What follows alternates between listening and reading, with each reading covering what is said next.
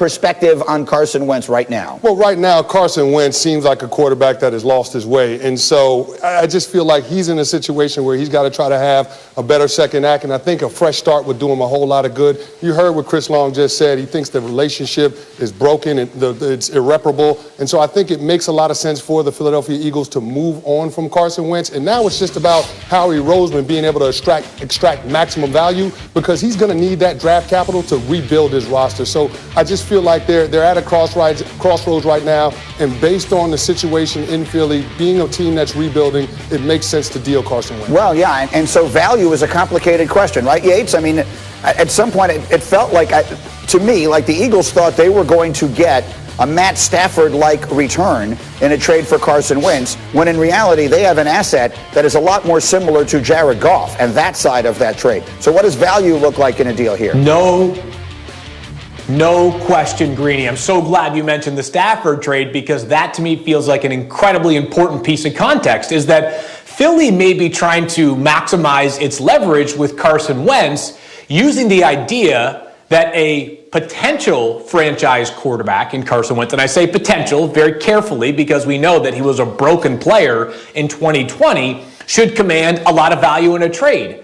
On the other hand, you have what some would view as a radioactive player, right? I mean, Carson Wentz was, by some metrics, the worst starting quarterback in football last year. So the Eagles can try to maximize leverage all they want, but they may not have that much leverage to maximize. And while I disagree on the idea of the Steelers being a team that should be taking the long view and potentially retool/reboot, I think the Eagles are a team that could be in a position to, if they trade away Carson Wentz for whatever the best package available is, they can then look towards 2021 and maybe even 2022 as a couple of years of transitioning. If the best deal that presents itself to the Philadelphia Eagles is for example, the Colts for a couple of second-round picks. I know it sounds like pennies relative to what the Rams got.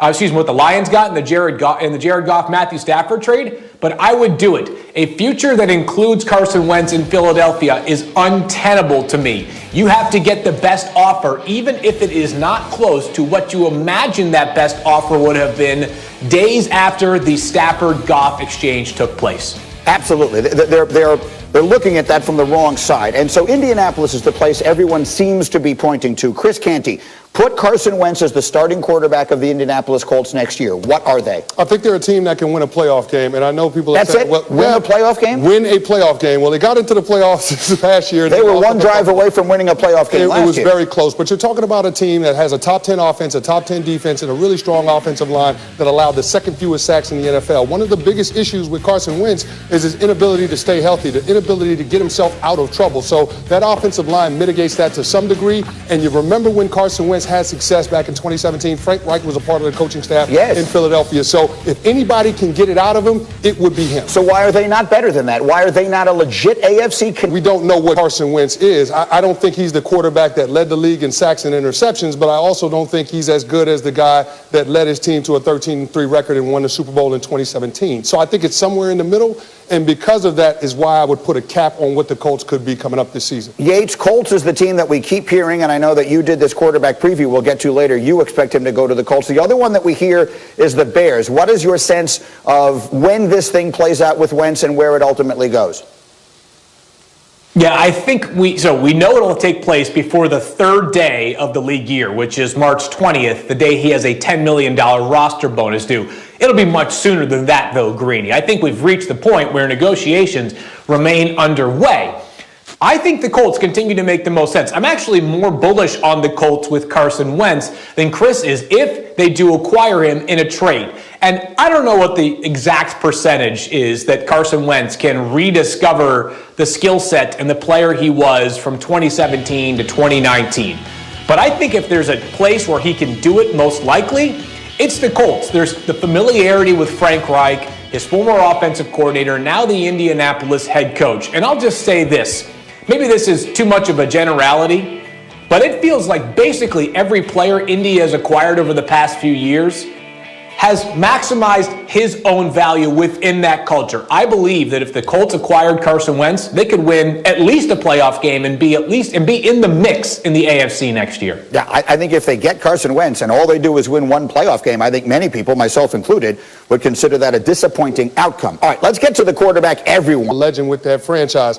Ben Roethlisberger is not the quarterback that can push the ball down the field like we could in yesteryear, and because of that, it limits your offense. So, in my opinion, I think there's a cap on how good the Steelers could be in 2021 with him under center, just because he limits what your offense can do. And as you heard the GM talking, did it remind you of anything else we've heard in the NFL in the last couple of weeks? Yeah, not so long ago, we heard the general manager for the Los Angeles Rams, Les Snead, say that Jared Goff was their quarterback for the moment. It kind of gives off the same vibe what Kevin Colbert said from the Pittsburgh Steelers yesterday. Yeah, Les Snead said that, and about a week later, Jared Goff was a Detroit Lion.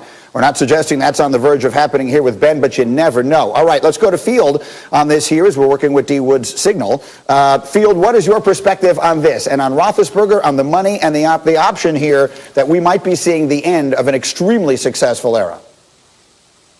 Yeah, first of all, Greeny, this kind of came out of nowhere, right? It's not that we didn't think that Ben Roethlisberger was going to have to redo his contract, but I think many, myself included, figured, oh yeah, Ben's just going to redo his contract and he'll be back with the Steelers. Now, the idea that Ben Roethlisberger won't be a Steeler has at least entered the conversation. So you mentioned the $41.5 million cap hit for Ben Roethlisberger.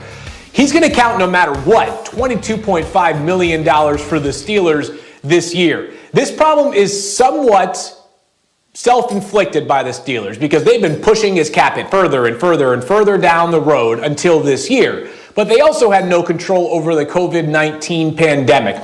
The part that I'm having the hardest time figuring out for the Pittsburgh Steelers is if they do move on from Ben Roethlisberger because they either can't find a middle ground on his contract or they just don't believe that Ben is the quarterback to lead them in 2021, where do they turn instead? There isn't an in-house option right now. Mason Rudolph is not a player that I believe can take the Steelers back to the playoffs next season. And because of where they're going to draft this year, having had a successful, for the most part, 2020 season, it's not like there's any guarantee they could pick a quarterback that could immediately come in and revitalize this offense. The Steelers are one of the teams, along with the Saints and the Eagles, that could look as different as any other from 2020 to 2021. This Ben wrinkle is very fascinating. It is. So, Chris, I mean, it's a complicated situation you face because he's a legend and he's done enormous things for your franchise, and you want to let him sort of go out in a graceful way. But at the same time, if you have made the decision